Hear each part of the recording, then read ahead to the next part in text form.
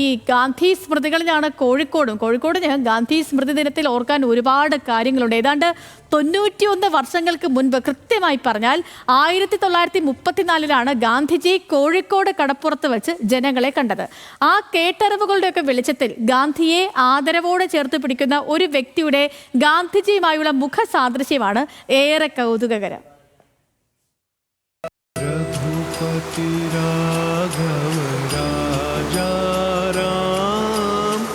पतित पावन सीताराम.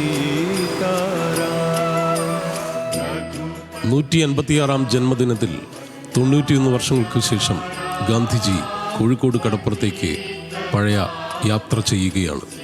ഗാന്ധി റോഡ് എന്നിപ്പോൾ പേരുള്ള ഇവാൻ റോഡിലൂടെ കടപ്പുറത്തേക്കുള്ള യാത്ര. ആ വഴികളിലൂടെ അദ്ദേഹം നടക്കുന്നു.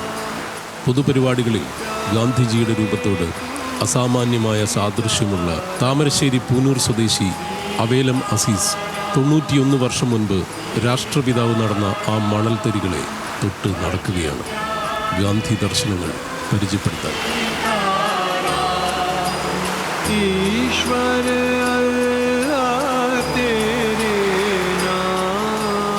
सबको सन्मति दे भगवान. ന്യൂസ് മലയാളം, കോഴിക്കോട്.